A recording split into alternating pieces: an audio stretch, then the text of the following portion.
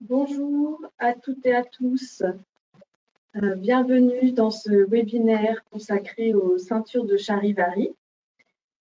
Donc, pour vous parler de cette collection, nous avons le plaisir d'avoir avec nous Delphine Guichard, qui est donc l'autrice des ceintures de compétences Charivari et la blogueuse du site Charivari à l'école.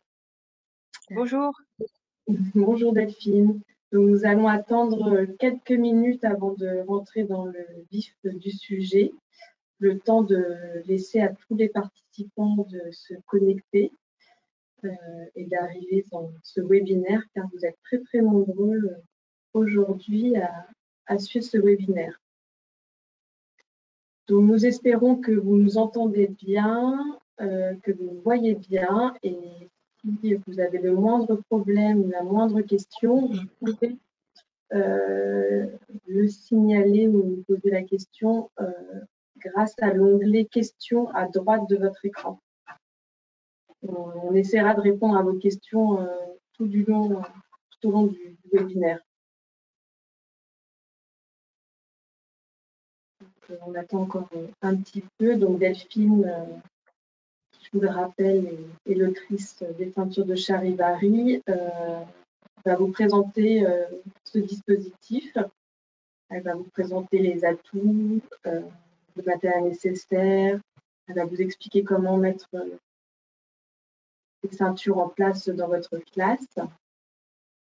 Et donc, comme je vous le disais, pendant la présentation, n'hésitez pas à poser vos questions. On tâchera de répondre au maximum de questions, et puis soit en direct, soit à la fin de la présentation de Delphine. Delphine, je pense, va déjà répondre à beaucoup de vos questions en vous présentant son travail. On attend encore un petit peu, car je vois qu'il y a encore des gens qui se connectent.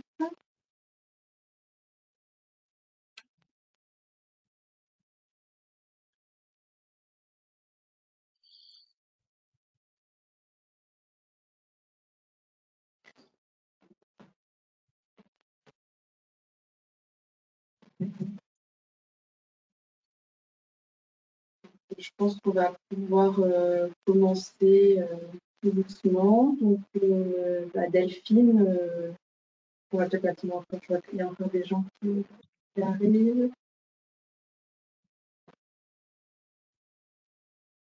Bon, Delphine, je te laisse la parole. Tu peux commencer ta présentation et donc n'hésitez pas à poser vos questions dans le chat à droite de votre écran et on vous répondra. À toi, Delphine. Merci Julie.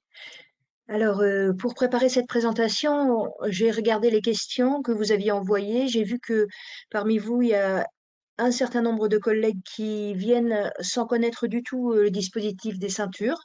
Donc, je vais commencer par raconter rapidement ce que c'est et les avantages pour passer le plus vite possible aux questions un petit peu pratiques que vous êtes beaucoup à avoir posées. Comment on fait concrètement pour mettre en place ça dans sa classe? Voilà. Donc, les ceintures, c'est un dispositif d'évaluation qui a été inventé par un monsieur qui s'appelle Fernand Houry, un disciple de Freinet. Et oui, c'était un judoka, donc on est dans un dispositif qui est très proche de ce qui se passe au judo. On verra ensuite les dispositifs et en pratique dans la classe comment ça va se passer. Donc, avec un dispositif de ceinture de couleur, on progresse avec des couleurs exactement comme au judo. Le dispositif que je propose sur mon blog est destiné à des CM1, CM2 et il peut être étendu en 6e ou au collège, on en reparlera. Et il y a aussi sur mon blog l'équivalent des ceintures qu'on a appelé les étoiles de compétences avec des étoiles de couleur, mais c'est vraiment exactement le même principe, mais pour des CE1, CE2. Voilà. Donc, comme au judo, on va faire classe, alors prenons l'exemple de la conjugaison, on va faire classe en classe entière, on va enseigner à toute la classe, quel que soit le niveau d'avancement des élèves, on va dérouler notre programmation et ensuite, à d'autres moments de la semaine, les élèves vont s'entraîner individuellement ou par petits groupes, à leur niveau, au niveau auquel ils en sont, grâce à des petites cartes dont on reparlera, qui sont autocorrectives. Donc ils vont s'entraîner tout seuls, par deux, quelquefois avec un tuteur, et puis à un moment, ils diront qu'ils sont prêts, ils demanderont à passer le test. Donc on est vraiment encore une fois comme au judo, où on s'entraîne sur le tatami, et puis de temps en temps, il y a les passages de grade. Et là, ce sont les tests de ceinture. Donc pour valider une ceinture, ce ne sont pas les entraînements qui comptent, ça j'ai eu la question, c'est bien le test. Le jour du test, on passe un test, et si on le réussit, on change de couleur, on passe à la couleur suivante. Les avantages du dispositif, alors moi je vais vous dire qu'il y en a plein évidemment. L'élève sait exactement où il en est, on lui donne une programmation, on lui dit voilà ce qu'il faut savoir pour telle couleur. Il a même une fiche de suivi un petit peu précise sur laquelle on lui donne les objectifs de chaque couleur. Il peut coller un petit autocollant qui est dans la boîte et il écrit la date à laquelle il a réussi son test. Donc il sait exactement ce qu'il doit revoir couleur par couleur. Moi, j'aime beaucoup le dispositif des ceintures parce qu'il est exigeant. Ça veut dire que pour réussir une ceinture, il faut vraiment être fort. En général, on demande 80% de réussite au test pour passer à la couleur suivante. Là, je vous ai mis un exemple de test d'homophone où c'est même 90% de réussite par exercice qui est demandé. Donc, c'est pas le 10 de moyenne que se donnent quelquefois certains collégiens en objectif. Et ce qui est exigeant également, c'est que quand, par exemple, là ici vous avez des ceintures d'homophones. L'objectif de la ceinture bleue, c'est choisir entre C, C avec un C, avec un S, ce. Et vous voyez que dans le test, il y a la moitié des questions, l'exercice B, qui portera sur l'objectif de la ceinture bleue. Et la moitié des questions, l'exercice A, va porter par échantillonnage sur tout ce qu'ils ont validé déjà dans les couleurs précédentes. Ça veut dire que quand on passe un test, non seulement on valide qu'on a acquis des nouvelles compétences, mais on valide aussi qu'on n'a pas oublié tout ce qu'on avait validé avant. Et ça, c'est vraiment spécifique au dispositif des ceintures. Et pour moi, c'est une grande force. On sort du schéma où on évalue A avec accent, A sans accent. Voilà, c'est acquis. Hop, on range et puis on passe à son SON et son SONT. Et on évalue son SON, son SONT et on a des élèves qui auront oublié A avec accent et A sans accent, par exemple, pour prendre cet exemple. Donc, on a vraiment des compétences qui augmentent et qui s'accumulent et pas des évaluations qui sont posées côte à côte où, quand on a terminé un chapitre, on le range, on le ferme et on n'en parle plus. Pour moi, c'est vraiment un des points clés du dispositif des ceintures. Alors évidemment, c'est exigeant. Dans les ceintures, les réussites effacent les échecs. Moi, je raconte toujours que dans ma classe, quand un élève réussit sa ceinture verte, il la range dans son classeur de ceinture. Et si jamais dans le classeur de ceinture, il y avait des ceintures vertes ratées, parce qu'il avait déjà essayé une fois, deux fois, il prend les tests ratés, il les déchire et il les met à la poubelle. On ne garde que les réussites. Et ça, c'est une grosse spécificité du dispositif des ceintures. L'objectif, c'est d'avoir une compétence. Combien de temps on a mis pour l'avoir? Combien de fois on s'est trompé? Ça ne compte pas. Et ça ne compte plus une fois qu'on a réussi. Chacun est évalué à son niveau. Les élèves, vous verrez, si vous avez déjà essayé le dispositif, quand on rend un test, l'élève regarde où il s'est trompé. Il essaie de comprendre comment ça se fait. Alors que dans un dispositif plus classique d'évaluation, on a des élèves qui rangent l'évaluation. De toute façon, le chapitre est fini, ils ne le regardent plus jamais. Donc là, ils vont chercher à savoir quels sont les points qu'ils doivent travailler pour réussir. Ça aussi, c'est assez spécifique au dispositif des ceintures. Les élèves vont de succès en succès. Dans un dispositif classique d'évaluation, on a des élèves qui n'ont jamais de bonnes notes. Voilà, au collège où on met encore des notes sur 20, on a des élèves qui, en permanence, quasiment, sauf si on essaie pour les rebooster un petit peu, on va faire quelque chose de très très très très facile.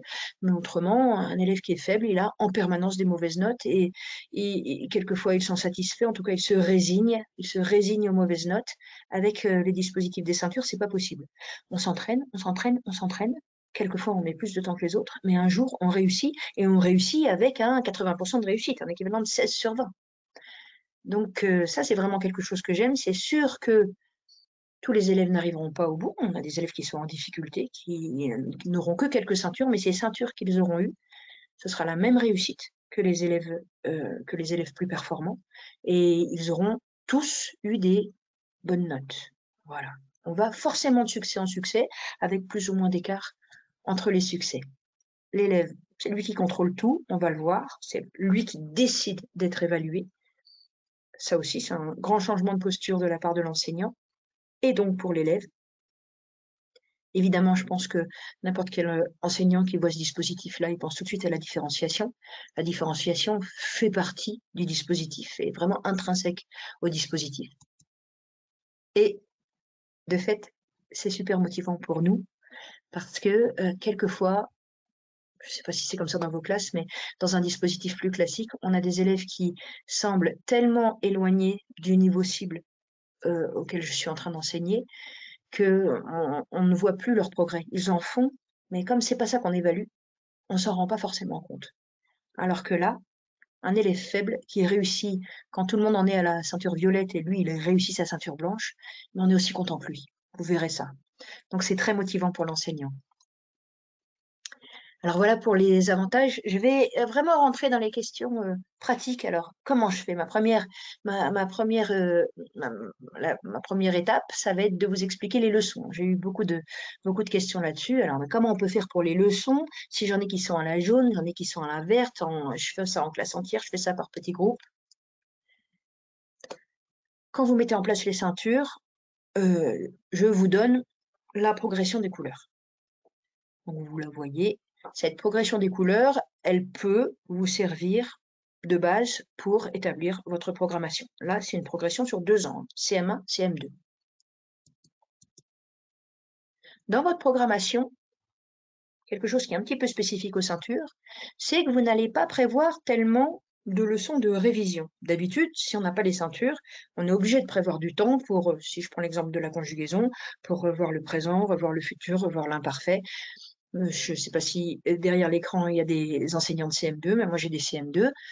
Avant les ceintures, forcément, je passais pas mal de temps au premier trimestre sur ces temps qui sont étudiés depuis le CE1 par les élèves.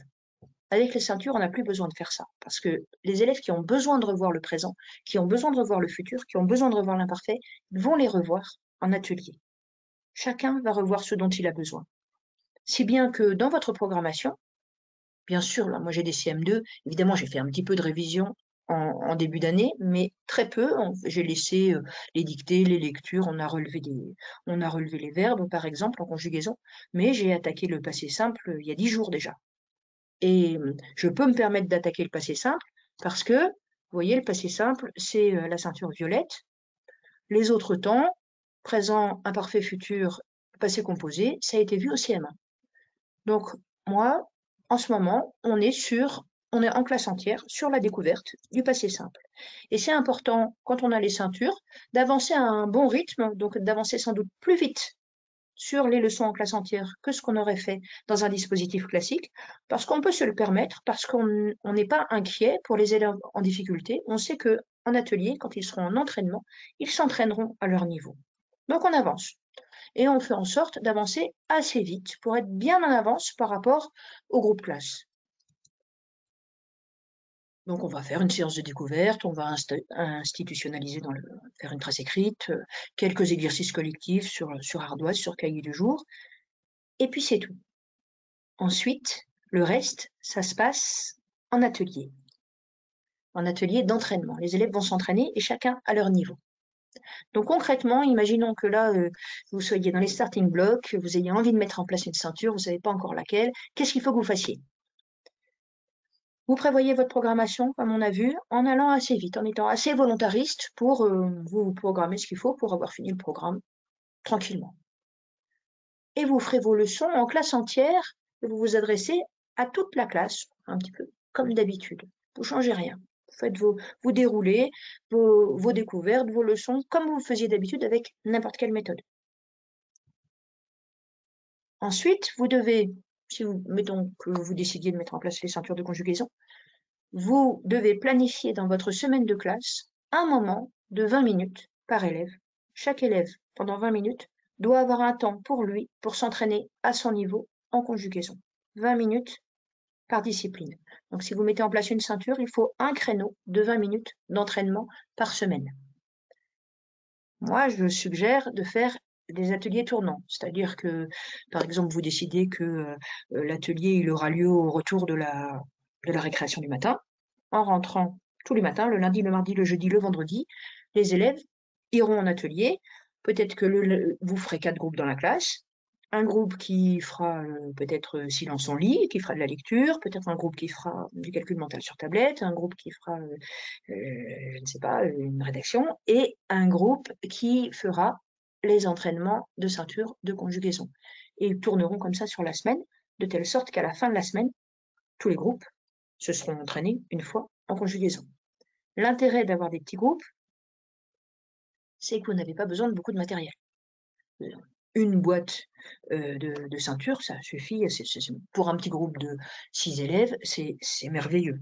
Voilà. Donc, moi, par exemple, dans ces ateliers, une fois par semaine, mes élèves jouent à un jeu de société. J'ai une boîte de jeux dans la classe. Mais comme ils tournent, une boîte, ça suffit. Si vous voulez faire travailler toute la classe entière sur des ceintures, on en reparlera, mais il faut peut-être un petit peu plus de matériel. C'est beaucoup plus confortable d'avoir des petits groupes. En plus, on en reparlera, mais selon ce que vous leur faites faire, vous pouvez être plus disponible avec un petit groupe qui a plus besoin de vous. Voilà.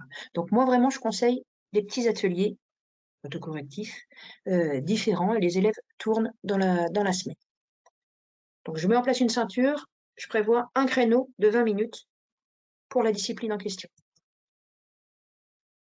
Les élèves utilisent des cartes autocorrectives. Donc, il faut un premier petit exercice. 3 phrases, très courtes. Ils prennent leur stylo vert, ils se corrigent. Je dis leur stylo vert, mais ils peuvent être sur ardoise, c'est à vous de décider du support que vous leur demandez d'utiliser. Ils se corrigent. Et là, c'est la magie du dispositif. C'est très important que aussitôt, ils refassent une carte, une deuxième, une troisième. Moi, je leur demande d'en faire 3 pour pouvoir essayer de refaire un exercice sans reproduire les mêmes erreurs. Donc, moi, j'aime bien ces petits exercices très courts.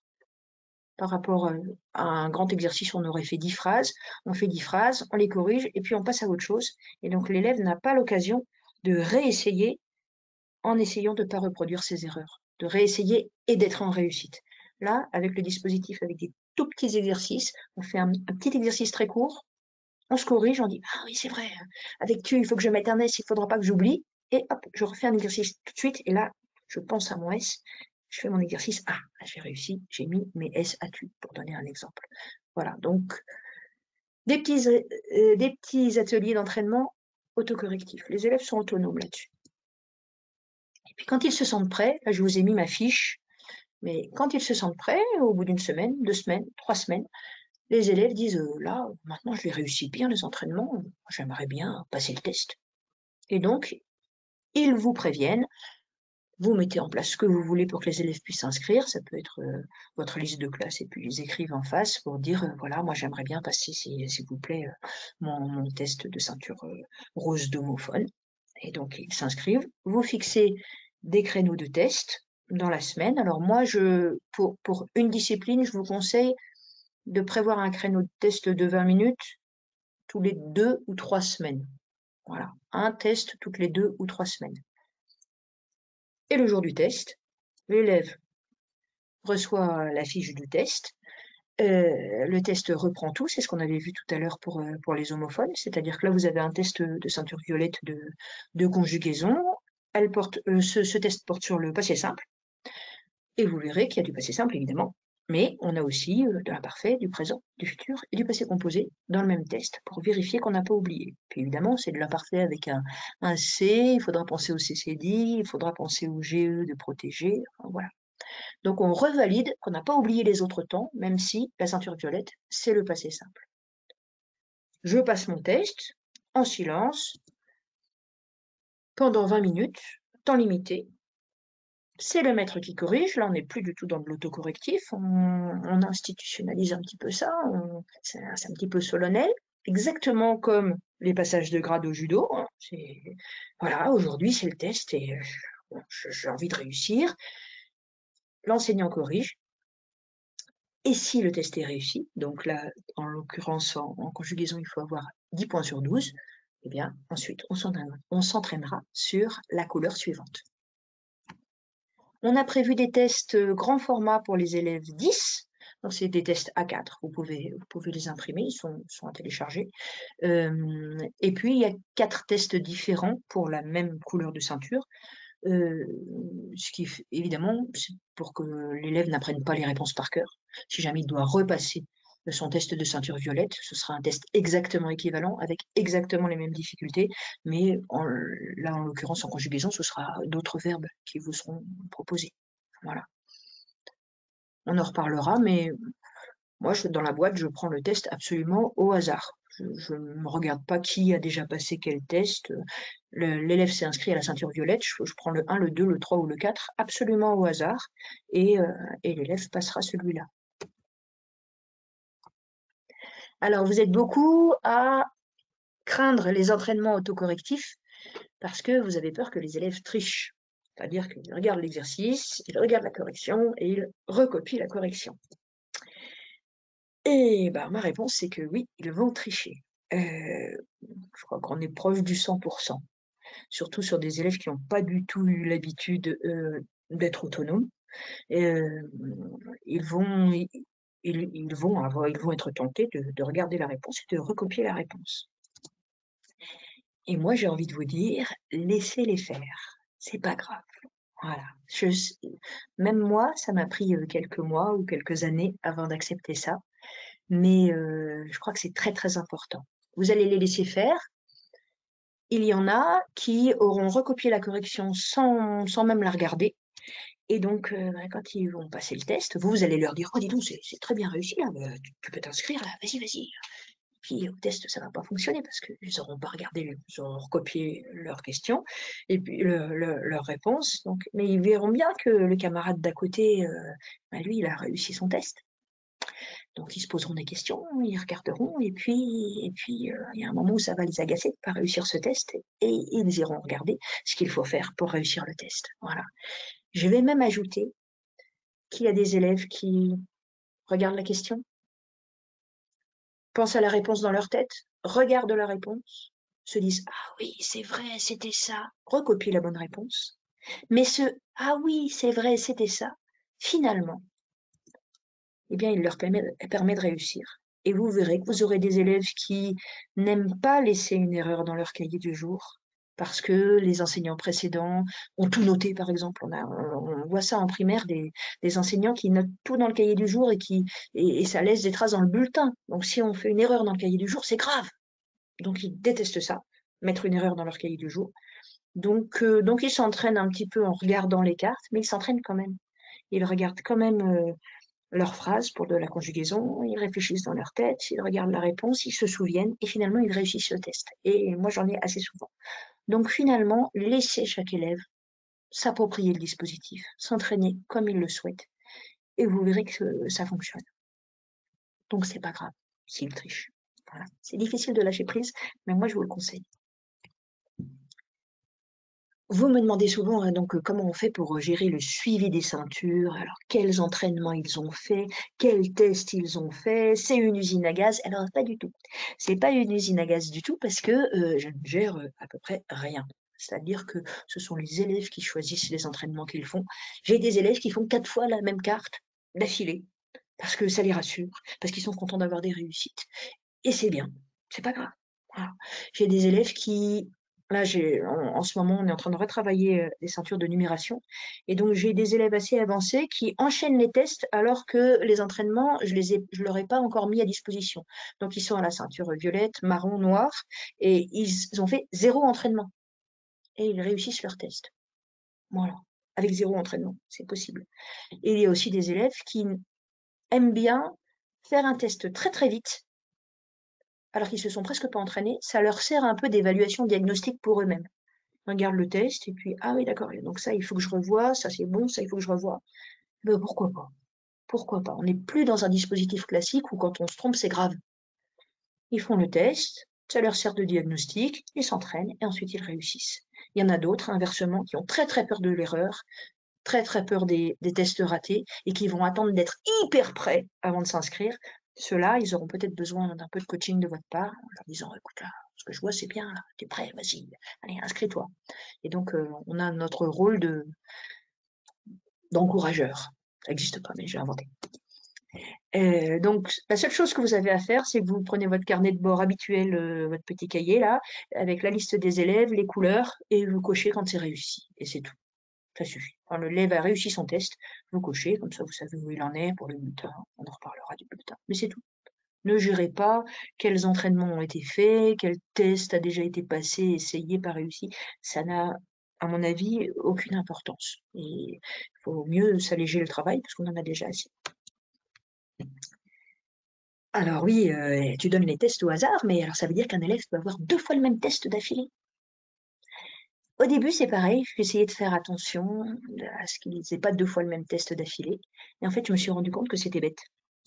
Je me suis rendu compte que c'était très bien qu'un élève sache qu'il peut, quelquefois, par hasard, par chance, avoir 2 fois le même test. Pourquoi c'est très bien? Parce que ça les encourage encore plus à revenir sur un test qu'ils ont raté. Et en se disant, peut-être que j'aurai les mêmes.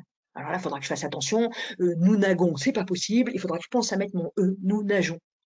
Et ce travail qu'ils font de revenir sur le test qu'ils ont raté, en fait, il est très très vertueux et il leur sert, même s'ils n'ont pas le même test, parce que évidemment, comme il y en a 4, ils ont une chance sur 4 d'avoir le même. Et c'est tout. Donc moi, je prends vraiment complètement au hasard dans la boîte. La seule chose à laquelle je fasse attention, c'est si j'ai 2 voisins qui passent la même couleur, qu'ils n'aient pas le même. Voilà, c'est tout. Alors là, vous êtes beaucoup à me demander, mais qu'est-ce qu'on fait pour les élèves qui sont très en avance? Parce que j'en ai qui sont en avance sur le groupe classe. Alors la première chose, c'est ce dont on a parlé avant, c'est qu'avec un dispositif de ceinture, il faut aller plus vite dans votre programmation que d'habitude. Ça, c'est vraiment important. Vous avez vu, moi, j'en suis au passé simple, là. C'est pas forcément très courant en CM2 d'attaquer le passé simple sitôt, mais les leçons sur les autres temps, elles ont été faites, elles sont dans leur support de leçons. Les élèves qui en ont besoin, ils s'entraînent sur les autres temps. Et donc, on avance à un bon rythme dans la programmation, déjà. Donc, on accompagne plutôt la tête de classe dans la programmation. Mais on a quand même des élèves qui sont des gros caïds en mesure, en conjugaison, en homophone, en calcul, voilà, et qui vont plus vite. Qu'est-ce qu'on en fait? Première chose, moi, en conjugaison, en mesure, en homophone, je leur ouvre un manuel à la page de la ceinture qu'on n'a pas encore faite en classe. Et ils sont super fiers. Ouais, moi je travaille sur la ceinture marron, voilà. Ils font les entraînements avec un support de leçon. En général, ce sont des élèves s'ils sont avancés comme ça, c'est qu'ils sont très scolaires. Et ils découvrent tout seuls la notion d'après. Il faudrait surtout pas les freiner. Alors ça, ce serait la plus grosse erreur. Leur dire, ah non, non, attends, faut que t'attendes. Non, bah non. Alors c'est un élève qui est tellement content, tellement gourmand d'apprendre, ce serait vraiment dommage de le freiner. Donc on lui donne ce qu'il faut, on lui donne des supports. On le prend 3 minutes quand c'est une technique opératoire, par exemple. Je le prends au bureau, je lui montre sur une ardoise comment on fait, voilà. Et puis il se débrouille tout seul. Ça, c'est la première possibilité. La deuxième, c'est de lui dire, bah, tu sais, oui, c'est vrai, tu es en avance à calcul posé, mais tu devrais essayer les homophones, là, tu as un petit peu de mal avec l'heure et l'heure. Donc, plutôt que de t'entraîner en calcul posé, puisque tu es en avance, tu peux très bien choisir une autre discipline où tu as besoin de t'entraîner. Ça, c'est tout à fait possible. Et la dernière solution, c'est de leur proposer d'être les tuteurs de leurs camarades. Alors moi, dans ma classe, on dit coach, comme un coach sportif. Et donc, écoute, tu es en avance en conjugaison. Est-ce que tu peux aider Léa qui a du mal à avoir sa ceinture orange? Et donc, pendant l'atelier de conjugaison, les 2 élèves vont être ensemble et l'élève qui est en avance va proposer des exercices à Léa, l'alerter, l'aider à regarder les erreurs qu'elle a faites, donc l'accompagner sur un accompagnement rapproché. C'est très efficace à la fois pour Léa qui a besoin d'aide et pour l'élève tuteur. C'est très très riche. Il est obligé d'essayer de comprendre, hein, on parle de métacognition, comment il a fait pour réussir, par quelle étape je passe pour réussir, à quoi il faut faire attention, et toutes ces choses-là, il faut les expliciter, les verbaliser pour Léa qui a du mal. Donc c'est vraiment utile pour les deux, à la fois pour Léa et pour le tuteur. Donc, c'est une troisième possibilité, être coach. Quand un élève est en avance sur la programmation que j'ai prévue, la programmation des couleurs, je lui remets un petit peu, hein, je lui remets une carte de coach en disant bravo, hein, maintenant tu peux coacher tes camarades. Ils sont tout fiers. Ces cartes de coach, elles sont pâte à fixer sur mon mur. Et donc, si là, par exemple, si Kevin a une carte de coach de mesure et que moi j'ai du mal en mesure, je le vois sur le mur, il y a Simon, il y a Kevin. Kevin, c'est mon copain, je vais le voir. Je lui dis, tu veux bien m'aider pour avoir ma ceinture orange de mesure parce que j'y arrive pas du tout. Et donc, ils font un petit contrat de coaching comme ça. Donc, celui qui a du mal dit, bah, j'ai besoin d'un coup de pouce. Le tuteur dit, moi, je veux bien t'aider. Ils définissent le créneau dans la semaine. Ça, c'est particulièrement important si vous avez beaucoup de ceintures. À quel moment, sur quel atelier est-ce qu'on va faire cet entraînement ensemble? Moi, je leur demande de choisir un atelier. Voilà, il faut pas que si Kevin est le tuteur, il faut pas qu'il choisisse un atelier où il a besoin de travailler. Voilà, donc ils vont peut-être prendre leur atelier de mesure où ils sont ensemble, par exemple, et ils écrivent à quel moment ça se passera. Moi, je signe. C'est affiché sur le mur. Ils vont s'entraîner tout seuls, tous les deux. Et le jour où l'élève aidé passe son test, évidemment, là, il est tout seul. Le tuteur n'est plus là. Donc, le but du tuteur, c'est bien d'aider l'élève à réussir tout seul. Et quand le tuteur, le coach, a réussi à aider quelqu'un à avoir sa ceinture, quand l'élève aidé réussit son test, le coach gagne un diplôme. Nathan nous a fait des beaux diplômes, là, tout en couleur. Donc, le coach va colorier une des petites coupes, là, et puis écrire le nom de l'élève qui l'a aidé en dessous. Voilà. Dans ma classe, j'ai plein de niveaux de coach. Donc, j'ai le diplôme de coach, le diplôme de super coach, le diplôme de coach expert, parce que vous verrez que les coachs se prennent au jeu et c'est vraiment une force du dispositif parce que on se retrouve avec de l'entraide dans la classe et des élèves qui étaient bloqués et qui ne le sont plus grâce aux coachs qui les aident. Alors, dans le bulletin, en particulier le LSU, évidemment, comment on fait ça? Alors, moi, dans ma classe, faut bien se dire que les élèves ont un classeur de ceinture dans lequel il y a les tests qu'ils ont réussi, dans lequel il y a le programme de chaque couleur. Donc, un parent qui a besoin d'avoir une information fine sur où en est mon enfant en conjugaison, il a tout dans le classeur de ceinture. Donc, pour les dispositifs, pour les disciplines qui sont couvertes par les ceintures, dans le bulletin, j'écris une ligne. Je vous ai mis deux exemples de bulletins différents de l'année dernière, un pour un élève un peu en difficulté et puis un pour un très bon. C'est ce que donne mon LSU en maths. Vous voyez, calcul posé, ceinture.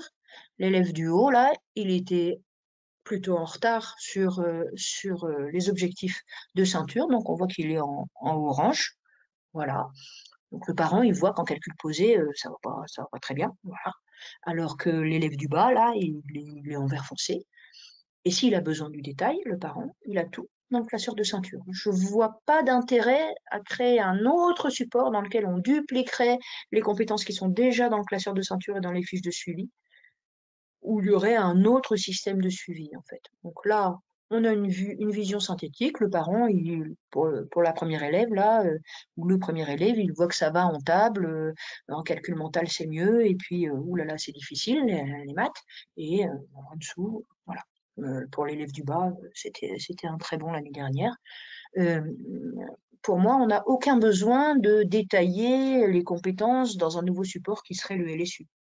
D'ailleurs, c'était pas du tout l'objectif du LSU. Hein. Le LSU doit donner une vision synthétique aux parents. Donc, moi, je trouve que c'est très adapté pour le dispositif des ceintures. Donc là, voilà, j'écris ceinture entre parenthèses, comme ça, les parents savent que s'ils veulent le détail, ils vont voir dans le classeur de ceinture. J'ai de plus en plus de collègues du collège, et vous êtes peut-être derrière là, qui me contactent pour me demander des renseignements. Hein. Je trouve ça très chouette. Alors, est-ce qu'on peut utiliser les ceintures quand on est en collège, en particulier les ceintures que j'ai publiées chez Nathan? Alors déjà, si vous enseignez en sixième, en français ou en maths, bon, bah, la sixième, c'est le cycle 3, et les ceintures qu'on a publiées couvrent le programme du cycle 3. Donc, c'est tout à fait adapté à la sixième. Globalement, pour la sixième, tout va bien. De la cinquième à la troisième, ce serait plutôt pour de la remédiation. On peut très bien imaginer que vous utilisiez ça dans le cadre de soutien, par exemple. Évidemment, c'est l'actualité pour l'heure de soutien en sixième. Ça peut être un dispositif un peu clé en main qu'on se partage en salle des profs et puis qui tourne sur les différentes heures de soutien. Évidemment, faire du soutien en conjugaison, là on sort des évaluations nationales, c'est assez facile de repérer les élèves qui sont à besoin en conjugaison ou en homophone pour l'orthographe, ou en mesure en maths, par exemple, ou dans les autres en calcul posé, en numération. J'ai d'autres domaines qui sont couverts sur les ceintures de mon blog, hein, vous pouvez aller voir là-bas. Donc oui, bien sûr, hein, visiblement, vous êtes de plus en plus à utiliser les ceintures dans ce cadre-là en collège. J'ai pas mal de collègues de SECPA et d'Ulysse Collège qui me contactent. Alors là, je mets un petit point d'interrogation. J'ai enseigné en SECPA et en Ulysse Collège. Enfin, c'était à l'époque, on disait UPI, mais c'était ça, c'était Ulysse Collège. Je sais que le niveau est très différent d'un établissement à l'autre, donc je ne veux pas généraliser. Mais pour les élèves que j'ai eus, les ceintures de CM1, CM2, ça aurait été un niveau trop élevé pour mes élèves de SECPA ou pour mes élèves d'Ulysse. Moi, je vous dis, attention avant de vous embarquer sur les ceintures en SECPA et en Ulysse. En SECPA, pourquoi pas en quatrième, troisième plutôt. Et peut-être plutôt au moins démarrer avec les étoiles de CE1, CE2 qui me semblent plus adaptées à de la SECPA et de l'Ulysse. Mais je parle avec tout plein de précautions oratoires parce que je sais que d'un collège à l'autre, c'est différent. Et en plus, en Ulysse, selon le handicap de l'élève, il y a des élèves qui sont tout à fait prêts pour les ceintures de CM1, CM2, évidemment. Voilà, voilà. Donc, alors, c'est bien gentil, mais alors, tu dis que les ceintures, c'est CM1, CM2, mais qu'est-ce que je fais si je démarre en CM2? Est-ce qu'il faut démarrer à la ceinture blanche, qui est une ceinture, la ceinture blanche, c'est plutôt du niveau de CE2. Voilà. Alors, si vous démarrez en CM2, les collègues de CM1 n'ont pas fait les ceintures, ou si vous démarrez en sixième, les collègues de CM1, CM2 n'ont pas fait les ceintures, vous avez deux possibilités. Première possibilité, vous faites démarrer tout le monde à la ceinture blanche. Ça sert de révision express. Mais il faut absolument, alors là, pour le coup, proposer plusieurs sessions de tests par semaine, rapprocher les tests, pour que les élèves rejoignent rapidement leur niveau naturel, quoi. Parce que en conjugaison, par exemple, le présent des verbes en vert, on espère que si vous êtes en sixième, il y a quand même pas mal d'élèves qui vont valider leur ceinture blanche de conjugaison, même si pendant l'été on a un peu oublié, voilà. Donc normalement, ça devrait aller assez vite, il devrait assez vite arriver à un niveau de en début de CM2, ceinture rose, ceinture vert clair. La deuxième possibilité, surtout si vous n'avez pas démarré en septembre, ce serait de prendre une ceinture rose. Vous regardez un petit peu les programmes en fonction de ce que vous savez de vos élèves, mais moi je vous conseille la rose ou la vert clair. Vous prenez un test rose ou un test vert clair et vous le donnez en une fois à toute la classe. Il faudra être moins tatillon que dans le vrai dispositif de ceinture. Vous regardez ce que ça donne. Il y a des élèves, ils ont peut-être presque tout réussi, et donc vous leur donnez leur ceinture rose, même s'ils ne sont pas à 80%. On dit que c'est un test de départ, on est un petit peu plus souple. Et puis ceux qui ont, je sais pas, moins bien réussi, vous leur donnez la orange ou la jaune, voire vous leur dites, écoute, le mieux c'est de redémarrer à la blanche pour toi, comme ça tu vas consolider et mieux te souvenir de tout ce que tu as appris l'année dernière. Et donc en fonction des élèves, vous leur attribuez une couleur de démarrage. Voilà, en faisant un test rose pour démarrer. C'est vraiment deux dispositifs de démarrage qui fonctionnent. Au CM2, les deux on les a testés et donc les deux fonctionnent, c'est à vous de choisir. Si vous ne souhaitez pas faire des ateliers tournants, voilà, des ateliers des petits groupes comme ça, et vous aimeriez bien lancer une ceinture en classe entière, une seule, sans faire d'atelier. Je pense en particulier aux collègues du collège, parce que c'est vrai que les ateliers, quand on n'a qu'une heure, c'est peut-être un peu moins simple. On a 55 minutes de classe, c'est peut-être un peu moins simple à mettre en place. C'est sûr que moi je suis en primaire, alors voilà. Donc si vous voulez pas, c'est tout à fait possible. C'est tout à fait possible de lancer une ceinture en classe entière dans une boîte de Nathan. Là, alors je sais pas si vous voyez, vous avez une quinzaine de cartes par couleur. Donc sur une classe de 30, vous mettez les élèves par deux, ils prennent un exercice, ils le mettent entre deux, ils le mettent, c'est jouable. Moi, il me semble que si votre classe est un petit peu nombreuse, surtout au début où ils en font tous à la même couleur, au début, ils démarrent tous à la ceinture blanche, ce serait plus confortable d'avoir deux boîtes. Voilà, vous aurez plus de cartes d'entraînement et ce sera sûrement plus confortable. Maintenant, vous pouvez aussi imaginer un dispositif en demi-groupe, par exemple, un demi-groupe qui s'entraîne, un demi-groupe qui est avec vous pour quelque chose de plus dirigé. Et là, avec un demi-groupe, une boîte suffit amplement. 15 cartes, c'est sans problème. Voilà. Donc vous pouvez tout à fait ne pas faire d'atelier tournant et en utilisant une boîte de Nathan, plutôt deux si vous voulez vraiment travailler en classe entière, il me semble que ce sera plus confortable. Deux boîtes de la même discipline. Alors j'ai eu cette question-là, est-ce que je peux démarrer après la Toussaint? Alors là, la réponse, vous pouvez démarrer après la Toussaint, à Pâques ou à la Trinité, c'est-à-dire en fin d'année notamment. J'ai pas mal de collègues qui utilisent les ceintures au troisième trimestre. Ils ont déroulé leur programmation. On est sur de l'entretien, sur de la révision, acquérir des automatismes, et on s'y met au troisième trimestre. Voilà, et c'est tout à fait possible. En fait, globalement, c'est une proposition qui vous est faite avec des cartes d'entraînement autocorrectif, avec des tests qui sont à télécharger, et ensuite, vous en faites un petit peu ce que vous voulez dans votre classe. Voilà.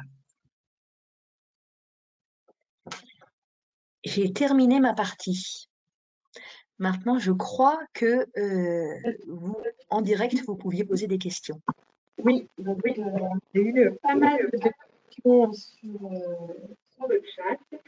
Donc une question qui revient beaucoup, Delphine, c'est comment gérer l'élève bloqué à un certain niveau, qui n'arrive pas à passer une ceinture, et puis comment l'aider avant sa ceinture, comment vivre l'échec. Ah oui, ça arrive forcément, ça arrive tous les ans.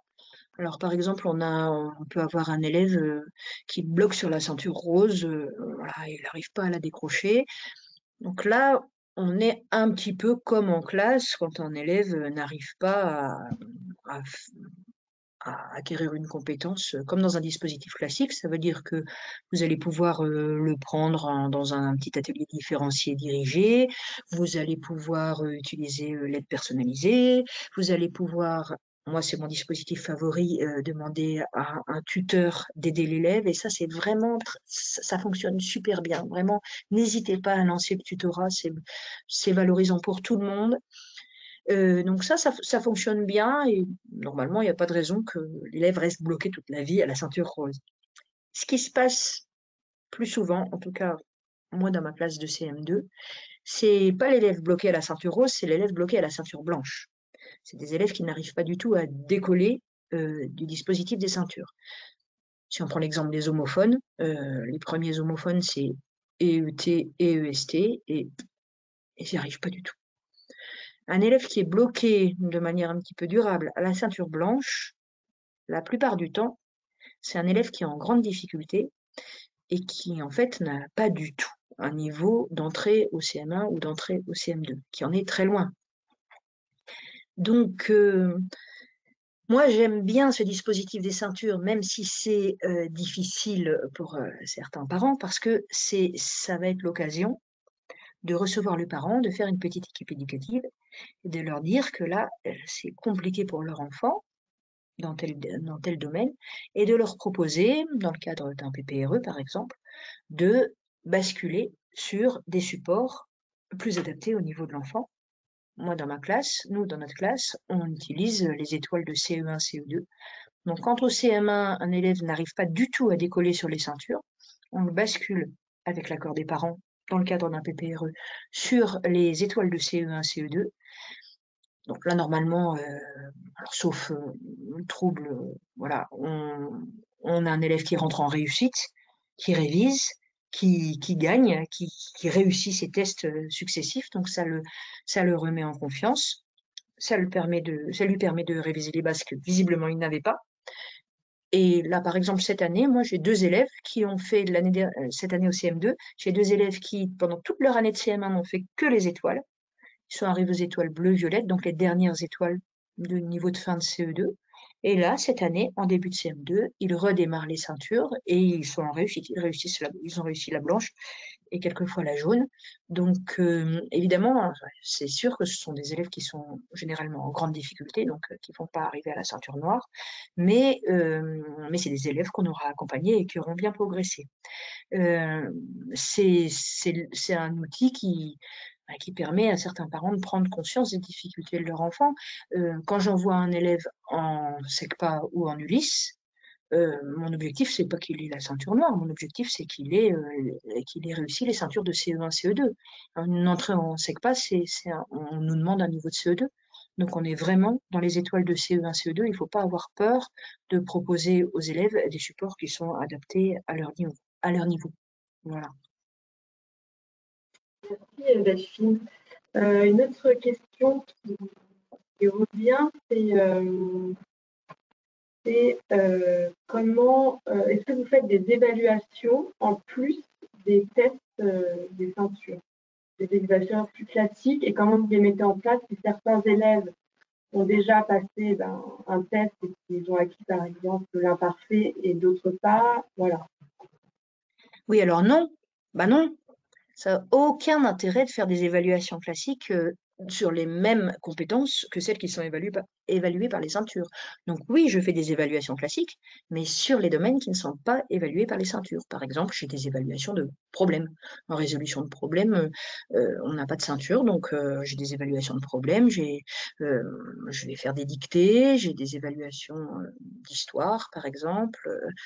Mais ça n'aurait aucun sens de proposer des évaluations traditionnelles qui doublent les compétences évaluées par les ceintures. Vous allez voir que quand un élève a réussi une ceinture, il a des compétences qui sont très solides et vous pouvez cocher atteint dans le bulletin, hein, aucun problème. Donc, non, pas d'évaluation classique qui double ce qui est évalué par les ceintures. Voilà.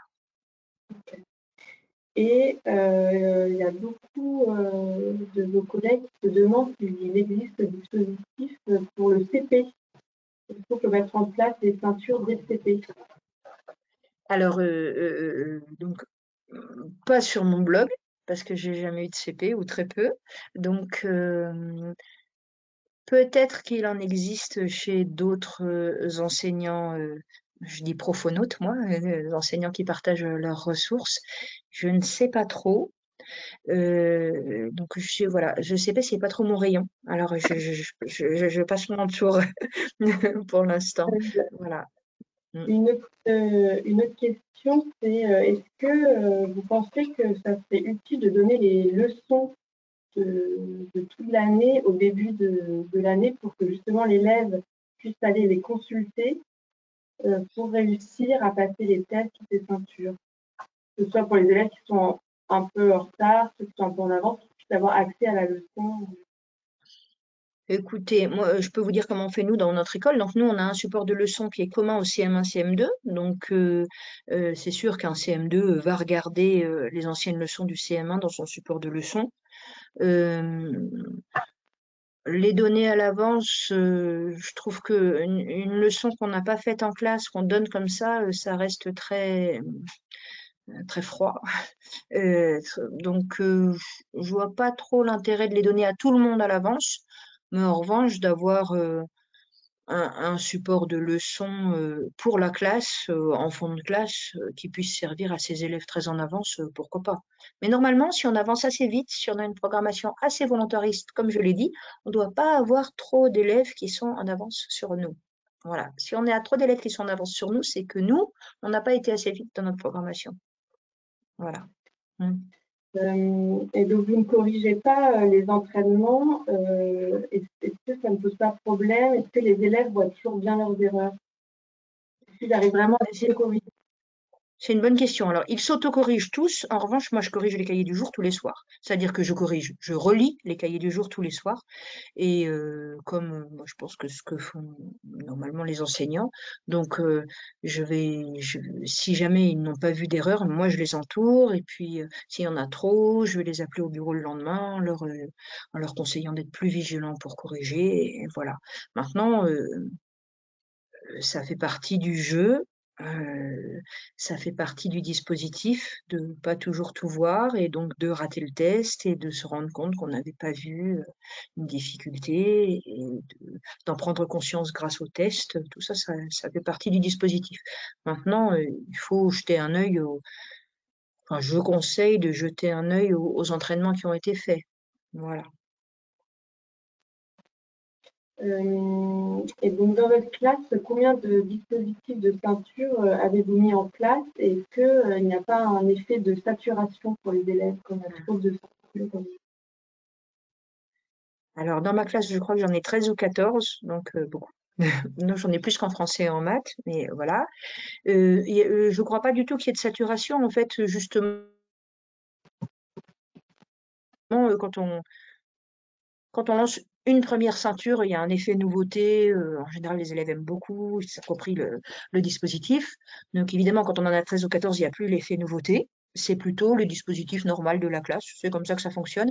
Mais comme c'est un dispositif qu'ils aiment bien, dans lequel ils ont vraiment un pouvoir de contrôle, non, il n'y a pas du tout de saturation pour le coup. Non, non, c'est le fonctionnement normal de la classe. Voilà. D'accord. Et il y a des questions aussi sur la programmation. Est-ce qu'on est obligé de suivre la programmation que vous avez mis en place ou parce qu'il y a certaines personnes qui disent qu'elles commencent par l'imparfait avant de commencer par le présent? Est-ce que Enfin, quand on est au CM1, l'imparfait et le présent, les élèves les ont déjà vus. Donc, à la limite, vous faites comme vous voulez, parce qu'ils peuvent très bien passer ils ont déjà vu tout ça au CE1 et au CE2. Donc, si vous voulez commencer par autre chose que ne pas suivre la programmation, à mon avis, c'est pas grave du tout. Euh, Maintenant, pour les temps nouveaux du cycle 3, donc à partir on va dire à partir du passé simple, là, ce qui est important, c'est surtout d'être en avance sur le rythme des élèves. Voilà. Après, si vous faites en avance, par exemple, moi, certaines années, je faisais l'impératif assez tôt euh, pour travailler sur la recette. Enfin voilà, dans le cadre de projets, on peut très bien aborder des temps qui sont pas, on n'est pas pile dans l'ordre des ceintures.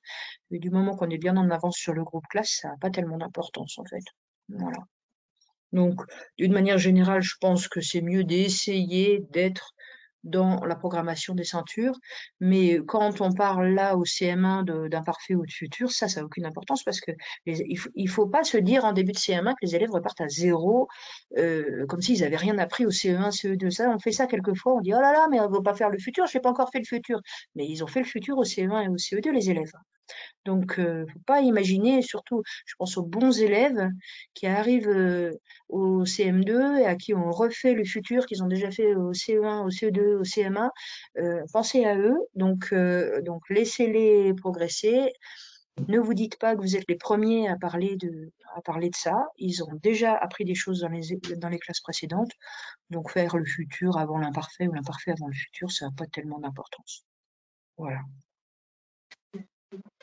une question sur les tests. Est-ce que 20 minutes pour les tests n'est pas un peu court? Et que font les autres élèves pendant que d'autres passent des tests? Ah oui, c'est une bonne question. Alors moi, dans ma classe, je tiens absolument à ce que le test se passe en silence complet. Donc, ça veut dire que si un élève ne passe pas de test, alors nous, on a vraiment beaucoup de disciplines dans notre école, donc ça arrive pas très souvent qu'un élève ne passe pas de test. Mais la seule consigne, c'est je veux pas t'entendre. Donc, soit ils prennent un roman, soit ils apprennent leur leçon, par exemple, mais ils doivent pas parler et pas bouger. Donc ça, c'est pour ceux qui font pas de test. Et voilà. Et 20 minutes, c'est pas un peu court? Non, c'est plutôt alors, nous, c'est pas court du tout. C'est plutôt que font les élèves quand ils ont terminé leur test alors que d'autres n'ont pas fini. Moi, ils doivent avoir un roman sur leur table. Je leur demande au moment du test de préparer un petit roman. Mes élèves ont toujours un petit roman à lire dans leur casier en permanence. Donc, ils ont leur roman sur leur table pour quand ils ont fini, le temps que les derniers terminent. Maintenant, 20 minutes, alors là, pour le coup, c'est bien calibré et c'est pas du tout. Si jamais c'est trop court, il faut travailler la copie, faire plus écrire vos élèves parce que normalement, ça tient, c'est plus. Il y a un certain nombre de tests qu'ils terminent très très vite, même en conjugaison, par exemple, qui est peut-être un des plus longs parce qu'il y a 8 phrases à écrire, mais 8 phrases en CM1 ou CM2, non, c'est sans problème. Voilà. Ça doit tenir en 20 minutes et sinon, faut les faire plus écrire. Et voilà. On va bientôt finir, mais encore quelques petites questions. Est-ce que vous pensez que les élèves en CE1 ou CE2 sont suffisamment autonomes pour l'autocorrection? Ah bah oui. Alors pour le coup, ça fait 10 ans 8 ans qu'on utilise les étoiles en CE1, CE2. Et oui, ils sont assez autonomes pour l'autocorrection. Ils se prennent très bien au jeu et comprennent très bien. En fait, l'autonomie, c'est une bonne question, hein. Quelquefois, les collègues m'écrivent en disant: «Oui, mais moi, mes élèves, ils sont pas autonomes, alors ils pourront pas faire ça».